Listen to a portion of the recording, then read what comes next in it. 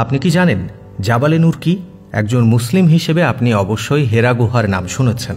এই হেরা গুহায় প্রকৃতপক্ষে পৃথিবী জুড়ে জাবালে নূর কিংবা জাবালে হীরা নামে পরিচিত।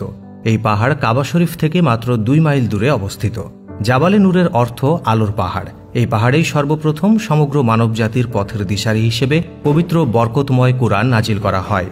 এই পাহাড়েই সর্বপ্রথম সমগ্র মানবজাতির পথের দিশারি হিসেবে পবিত্র বরকতময় কুরআন নাজিল করা হয়, তাই পাহাড়টির এরকম নাম দেয়া হয়েছে। নবুয়ত প্রাপ্তির পূর্বে এই পাহাড়ের হেরা গুহাতে রাসূল সাল্লাল্লাহু আলাইহি ওয়াসাল্লাম ধ্যানে মগ্ন থাকতেন।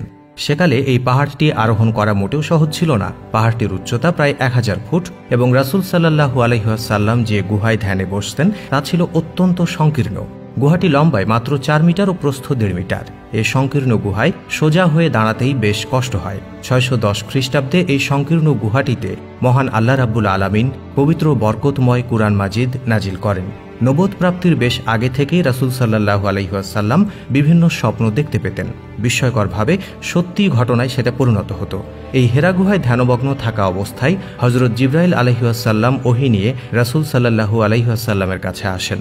রাসূল সাল্লাল্লাহু আলাইহি ওয়াসাল্লাম বলেন, একদিন রাতে তাহাজ্জুদের সময় মানুষের আকৃতি নিয়ে এক ফেরেশতা তার সাথে দেখা করতে আসেন। সে ফেরেশতা তার কাছে এসে বলেন, ইকরা অর্থাৎ পড়ুন। এর উত্তরে রাসূল সাল্লাল্লাহু আলাইহি ওয়াসাল্লাম বলেন, আমি পড়তে জানি না। কিন্তু সেই ফেরেশতা তাকে আবারও 2 বার পড়ার জন্য অনুরোধ করেন। এর উত্তরে রাসূল সাল্লাল্লাহু আলাইহি ওয়াসাল্লাম আবারও বলেন যে তিনি নিরক্ষর, তিনি পড়তে জানেন না। তখন জিবরাইল আলাইহিস সালাম হযরত মুহাম্মদ সাল্লাল্লাহু আলাইহি ওয়াসাল্লামের সামনে সূরা আল আলাকের প্রথম 5 আয়াত পাঠ করেন। পড়ো তোমার রবের নামে, তিনি মানুষকে সৃষ্টি করেছেন জমাট বাঁধা রক্তপিণ্ড থেকে। পাঠ করো, তোমার রব বড়ই অনুগ্রহশীল, যিনি কলমের সাহায্যে শিক্ষা দিয়েছেন। তিনি মানুষকে তার শিক্ষা দিয়েছেন যা সে জানত না। এটা ছিল রাসূল সাল্লাল্লাহু আলাইহি ওয়াসাল্লামের কাছে নিয়ে আসা সর্বপ্রথম ওহী। এরপরে রাসূল সাল্লাল্লাহু আলাইহি ওয়াসাল্লামের জীবনে নবুয়তের কঠিন দায়িত্ব পালনের পথ শুরু হয়। ওহী নাজিলের পর রাসূল সাল্লাল্লাহু আলাইহি ওয়াসাল্লাম যখন পাহাড় বেয়ে নামছিলেন, তখন জিবরাইল আলাইহিস সালাম তাকে সালাম দিয়ে নিজের পরিচয় দিয়ে জানান, আজ থেকে তার নবুয়তের জীবন শুরু হলো।